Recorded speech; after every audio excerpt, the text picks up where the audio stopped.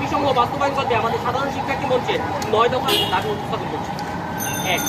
কোটা আন্দোলনকে ঘিরে সংঘটিত প্রত্যেকটা ছাত্র প্রাণহানির নিরপেক্ষ তদন্ত ও বিচার করতে হবে। 2. কোটা আন্দোলনের সকল গ্রেপ্তারকৃত শিক্ষার্থীদের মুক্তি ও সর্বপ্রকার হয়রানি বন্ধ করতে হবে। এছাড়াও মুক্তিপ্রাপ্ত 6 জন সমন্বয়বৃন্দকে পরবর্তীতে কোনো প্রকার হয়রানি করা যাবে না। 3. ঢাকা বিশ্ববিদ্যালয় সহ সকল শিক্ষাঙ্গনে বহিরাগত হামলাকারীদের চিহ্নিত করে দ্রুততম সময়ের মধ্যে বিচারের আওতাভুক্ত করতে হবে।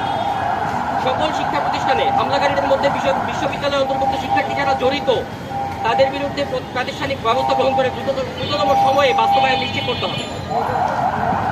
4. সকল শিক্ষা প্রতিষ্ঠানে হামলাকারীদের মধ্যে বিশ্ববিদ্যালয়ের অন্তর্ভুক্ত শিক্ষার্থী জড়িত তাদের বিরুদ্ধে প্রাতিষ্ঠানিক ব্যবস্থা গ্রহণ করে দ্রুততম বাস্তবায়ন নিশ্চিত করতে হবে।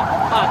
কোটা আন্দোলনে আহত ও শহীদ পরিবারবর্গের স্থায়ী পুনর্বাসন দ্রুততম সময়ের মধ্যে বাস্তবায়ন নিশ্চিত করতে হবে। 6.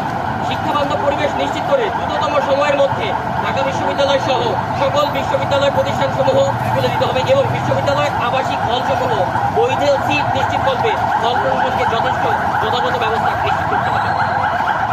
ঢাকা বিশ্ববিদ্যালয় সহ সারা বাংলাদেশের সকল শিক্ষা প্রতিষ্ঠানের শিক্ষা পরিবেশ নিশ্চিত করবে আইন শৃঙ্খলা বাহিনীর সরব উপস্থিতি প্রত্যাহার করতে হবে। 8. কোটা আন্দোলনে অপ্রীতিকর ঘটনার সাথে সম্পৃক্ত সকল ব্যক্তি প্রতিষ্ঠানের সম্পৃক্ততা তদন্তের মাধ্যমে দ্রুততম সময়ের বিচারে আওতাভুক্ত করতে হবে। 9. শিক্ষা শেষে শিক্ষার্থীদের জন্য যথাযোগ্য কর্মসংস্থান সৃষ্টি করতে হবে।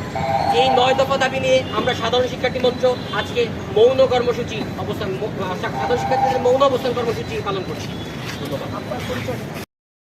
আপনারা জানেন সবাই নিশ্চয়ই যে বহিরাগত অনেকের উপস্থিতিতে এখানে হামলা হয়েছে।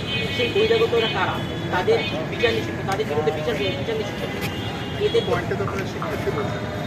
এখন এর ভিতরে যদি শিক্ষা প্রতিষ্ঠানের অন্তর্ভুক্ত কোনো শিক্ষার্থী থেকে থাকে তবে তাদের বিচার নিশ্চিত করতে হবে। এই জড়িতদের বিচার নিশ্চিতের জন্যই আমরা